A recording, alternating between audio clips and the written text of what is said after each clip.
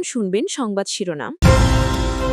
আবারও রাজধানী সহ বিভিন্ন স্থানে 4.3 মাত্রা ভূমিকম্পের পর থেকে লাপাত্তা কষাইটুলির ক্ষতিগ্রস্ত ভবনের মালিকরা। রাজনৈতিক দল নয়, মাফিয়া সংগঠন ছিল আওয়ামী লীগ। গণভোটের আইন হলেই প্রস্তুতির কাজ শুরু হবে, জানালেন সিইসি। আসসালামু আলাইকুম। এতক্ষণ শুনছিলেন সংবাদ শিরোনাম, এখন শুনবেন শুক্রবারের বিস্তারিত। শক্তিশালী কম্পনের পর আবারও রাজধানী সহ বিভিন্ন স্থানে ভূমিকম্প। এবার কম্পনের মাত্রা 4.3। এখন পর্যন্ত কোথাও ক্ষয়ক্ষতির তথ্য পাওয়া যায়নি। এর আগে 24 ঘন্টার ব্যবধানে সকালে ভূমিকম্প হয়, যার উৎপত্তিস্থল ছিল ঢাকা থেকে 29 কিলোমিটার দূরে নরসিংদীর পলাশে, যদিও অনুভূত হয়েছে আশুলিয়ার বাইপাইলে। ভূমিকম্প গবেষণা কেন্দ্র জানিয়েছে, রিক্টার স্কেলে ওই ভূমিকম্পের মাত্রা ছিল 3.3। সকাল 10:36 12 সেকেন্ডে আশুলিয়ার বাইপেল এলাকায় ভূমিকম্প হয়েছে, এমন তথ্য দেয় আবহাওয়া অফিস। পরে ভূমিকম্প পর্যবেক্ষণ ও গবেষণা কেন্দ্র জানায়, রিক্টার স্কেলে এর মাত্রা 3.3। এবার উৎপত্তিস্থল নরসিংদীর পলাশ। গবেষণা কেন্দ্রের ভারপ্রাপ্ত কর্মকর্তা রুবায়েত কবির জানান, এবারের কম্পনটি গতকালের 5.7 মাত্রার ভূমিকম্পেরই আফটার শক। আজকে 10:36 আবার একটা ভূমিকম্প হয়েছে, যেটার ম্যাগনিটিউড 3.3। বাট গতকাল যে ভূমিকম্পটা হয়েছিল ওটার উৎপত্তি স্থল আমরা বলেছিলাম যে মাধবদী, নরসিংদীর। আজকে হয়েছে এটা নরসিংদীর পলাশে। বড় ভূমিকম্প হওয়ার পরে সাধারণত আফটারশক হয়, এবং আমি বলবো যে আজকে যেটা হয়েছে এটা ওই ভূমিকম্পেরই একটা আফটারশক। তিনি জানান, প্রাথমিক ধারণা ছিল উৎপত্তিস্থল ঢাকার উত্তর পশ্চিমে, কিন্তু বিশ্লেষণে দেখা যায় কেন্দ্র সরে গেছে উত্তর পূর্ব দিকে, অর্থাৎ নরসিংদীর পলাশে। মৃদু হওয়ায় সাধারণ মানুষের কাছে খুব একটা অনুভূত হয়নি। আমরা যে কালকে যে দৃশ্যটা দেখছি, ওই দৃশ্যটা ঘুমো থাকলেও লাগে যখন আবার আইতেছে।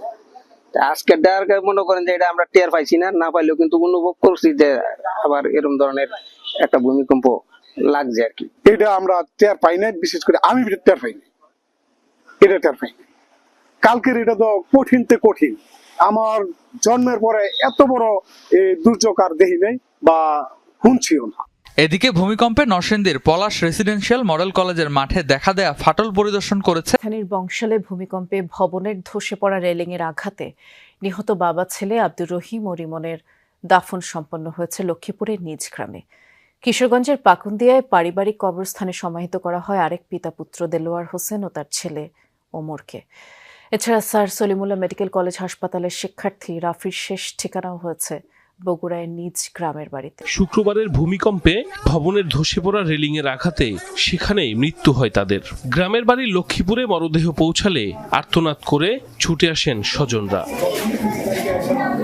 গাড়ি থেকে বাবা ছেলের মরদেহ নামানোর পর শোকে স্তব্ধ হয়ে পড়ে চারদিক। পরে বেলা 9টায় সদর উপজেলার বশিকপুর গ্রামে আস-সুন্নাহ মাদ্রাসা ও মসজিদ কমপ্লেক্স মাঠে হয় তাদের জানাজা। এরপর পারিবারিক কবরস্থানে সমাহিত করা হয় পিতা পুত্রকে। আমার ভাই গতকালকে সকাল 10:15 সময় বাসা থেকে ভূমিকম্প হয় 10:36 কি 37। তখন আমার ভাই এবং আমার বাপিদের দুইজন স্পট ডেটে মারা যায়।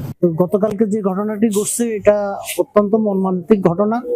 আমরা আশা করব ভবিষ্যতে যাতে এই ধরনের ঘটনা না ঘটে। ভূমিকম্পের সময় নরসিংদী পলাশের গাবতলী এলাকায় পরিবারের সাথেই ছিলেন দেলোয়ার হোসেন।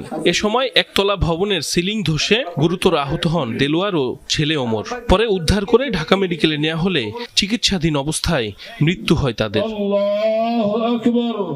এরপর নরসিংদীতে প্রথম নামাজে জানাজা হয় বাবা ছেলের।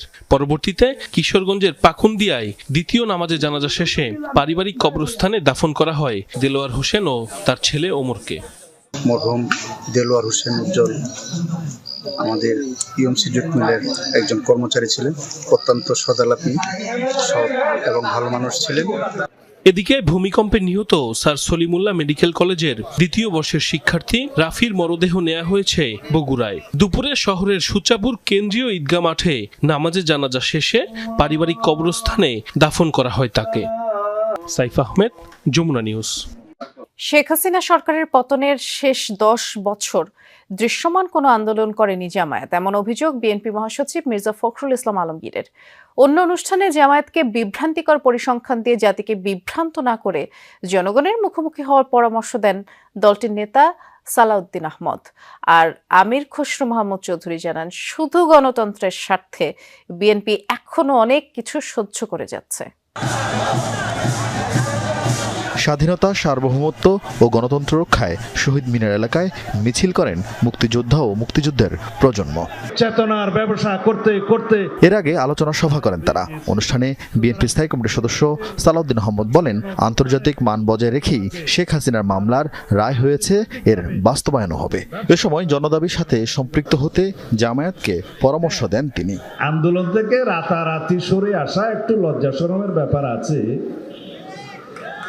কিন্তু জাতীয় রাজনীতিতে কৌশলে জনদাবির সাথে একাত্মতা পোষণ করা অত্যন্ত জরুরি।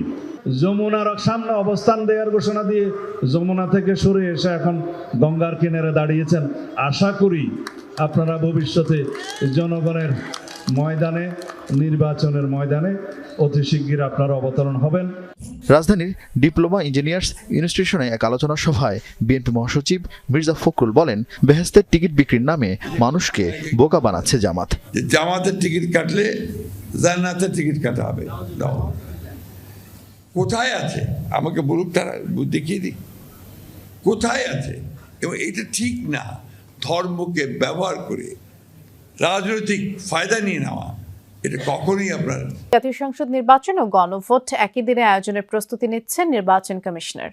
আর এর জন্য অন্তর্বর্তী সরকারের চিঠিও পেয়েছে ইসি। তবে একই দিনে দুটি বড় আয়োজন কমিশনের জন্য বড় চ্যালেঞ্জ বলেই মনে করছেন সিইসি। আইন না হওয়া পর্যন্ত গণভোট ইস্যুতে কমিশন কিছু করতে পারবে না বলেও জানিয়েছেন তিনি। আসন্ন জাতীয় সংসদ নির্বাচন ও গণভোট একই দিনে হবে। এরই মধ্যে দুই ভোটের প্রস্তুতি নিতে ইসিকে চিঠি দিয়েছে সরকার।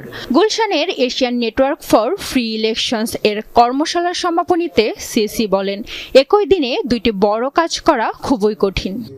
আইনটা হলে আইনের মধ্যে বলা থাকবে এই জিনিসটা এটার মধ্যে হানা করতে হবে এবং প্রসিডিউরটা বলা থাকবে।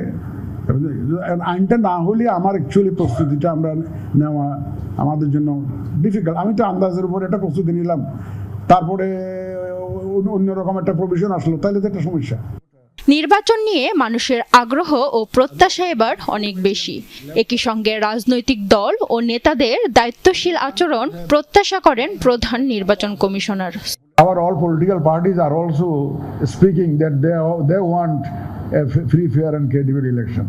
So by saying that, I feel that that is a commitment given by the political parties as well to the nation.